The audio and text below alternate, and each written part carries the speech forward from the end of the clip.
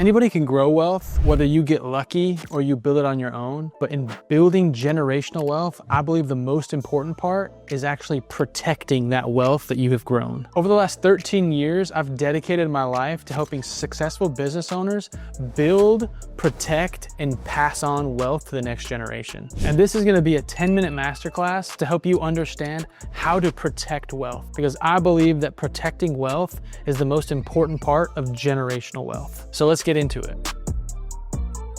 So I want to start off and explain what protecting wealth looks like. So think about your iPhone. You spent $2,000 to get the best new iPhone. But what's the second thing you did?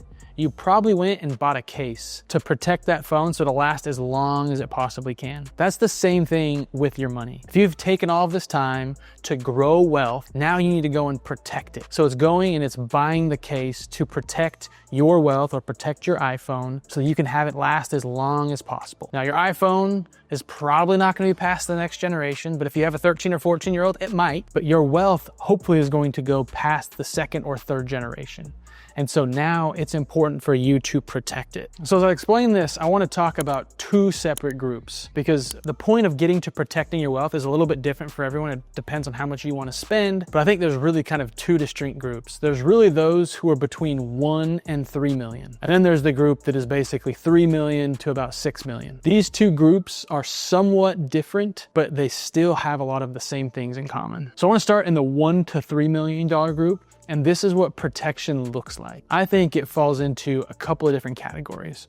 1 is trusts, 2 is insurance, and 3 is asset allocation. So when I talk about trust, most people in this scenario are gonna wanna have a revocable trust so that if they were to pass away, their wishes with their money were able to go how they wanted it to. Most people have a will, but a will just decides who gets the money. It doesn't decide how that money actually gets used. Whereas a trust can say, in 10 years, do this. So in this category, protecting it is really protecting it from your kids' ex-spouses or other liabilities that they may have. And the other thing is, at this level, setting up a trust, the cost makes sense.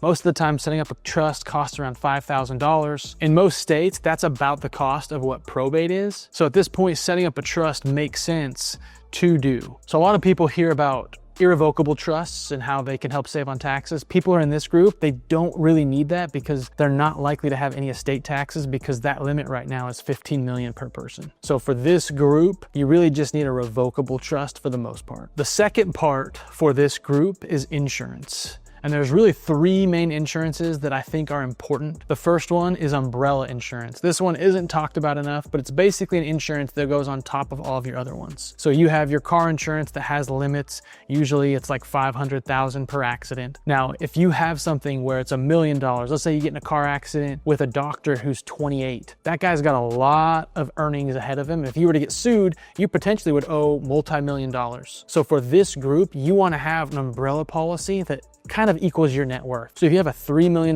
net worth, you might want about a $3 million umbrella policy so that you don't have to pay this hypothetical doctor that you hit out of your own money. The insurance company is going to pay for it. The second one is long-term care insurance. In this group, they might not have a lot of money to pass to the next generation. And so buying that long-term care basically protects you from running out of money and making sure you can still pass some money to the kids. The third one is life insurance, because I think a lot of people in this category, they may still be working, they're close to retirement, and you may need some life insurance to make sure that your spouse or any kids that you may have are taken care of if the kids are still at home. So again, for this $1 to $3 million, the first thing we talked about was trust, the second thing was the insurance, and the third thing is asset allocation. Now, when you go from building wealth to protecting wealth, it's a lot different. It's a lot more bonds, which is less knowledgeable for most of us. It took me a while as a financial advisor to fully understand how bonds work. So in this category of protecting, you're oftentimes not just gonna go buy stock. A lot of us will go out, we'll buy Amazon, we'll buy Netflix, we'll buy Nvidia, and it just grows. But at some point, you gotta protect yourself from that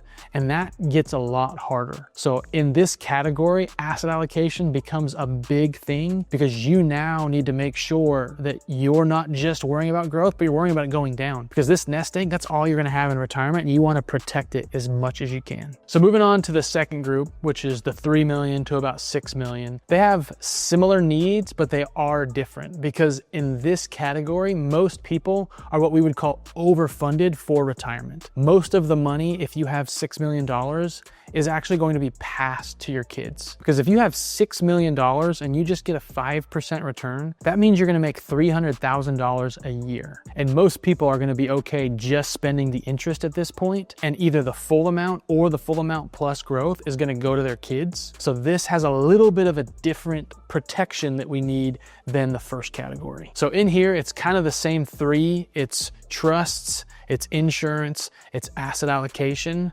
But then the third thing is we need to start now talking a little bit more about passing that wealth, because these people are more than likely going to have some generational wealth that's going to go to the next generation and hopefully beyond. So back in the trust section, they're mostly going to want to have revocable trusts. There are some scenarios where you might want to split off a little bit of an irrevocable trust, and this is mostly for creditor protection, because anything that's in an irrevocable trust now has creditor protection that you don't get in a revocable trust. So if you're between 3 to 6 million, there is a case that you might want to take $1 million or something like that and put that into an irrevocable trust, because it protects your money from any kind of creditors. So just like in the first category, this second category, they're going to want to make sure that they have a revocable trust, because like I said before, the revocable trust is not only going to decide who gets the money, but it's also how they get the money, and it usually has protections for future sons or daughters-in-law that becomes ex-sons or daughters-in-law. You want to make sure that your money stays in your bloodline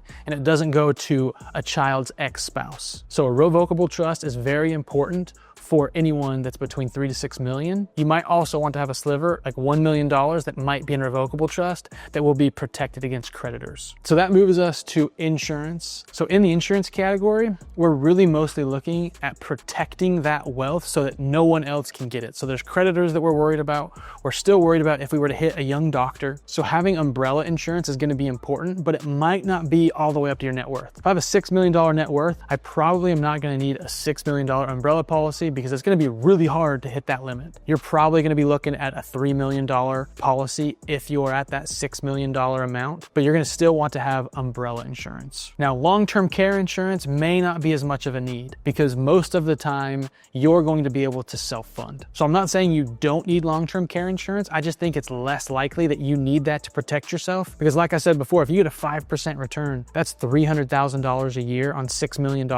That right there is going to be able to allow you to go into a nice care facility, and it's not going to affect what your kids are going to inherit or going to affect how much you or your spouse can spend. And in this category, you might want life insurance. I don't think it's as much of a need. You might want some life insurance of some form, but it's less needed between this 3 to 6 million as it is between the 1 to 3 million. And the final category for this 3 to 6 million, again, is asset allocation. But when you're at 3 to 6 million, you actually have a unique ability that they don't have between 1 to 3, because like I said, most people in this 3 to 6 million are going to be overfunded for retirement, which gives you the opportunity to either be less risky or more risky than other people that are in that 1 to 3. And the reason for that is you are overfunded. So you could get a lower return. If you have $6 million and you get a 4% return, you still could live on that. That's gonna be somewhere around $250,000 a year. That's still pretty good. Even if you get a pension from somewhere else, or if you have Social Security,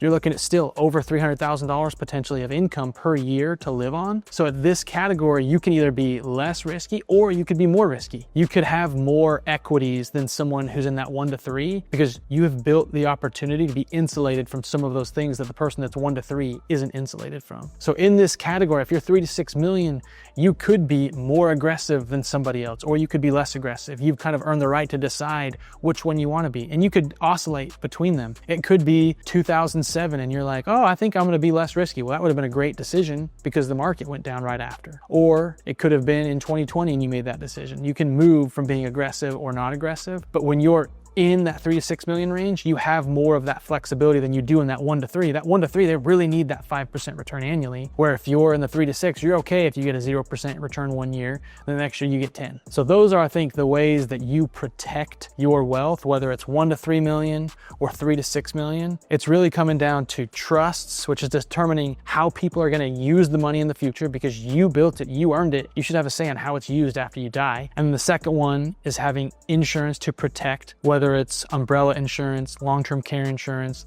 life insurance. And those aren't the only ones. Those are just the big ones. Those are the big risks. And then the final one is asset allocation, making sure that you're invested differently than you were when you were growing wealth, because once you've built wealth, you don't want to lose that wealth. And so you want to protect it from the ups and downs that the market has. But if you have 1 to 3 million, you can invest different than if you have 3 to 6 million. So as you can see, there's a lot that goes into protecting wealth. And that's why I think it is the most important part of generational wealth, is because it's at that inflection point where you've now built it and you want to pass it. So you need to make sure that you protect it. I hope this video was super valuable and you learned what it takes to protect the wealth that you've built. If you didn't know, I'm a partner at Mills Wealth Advisors. We're a registered investment advisor. And if you have any questions on any of this, we're happy to sit down and give you a free consultation and talk about how we could help you potentially protect your wealth. And I'll see you in the next one.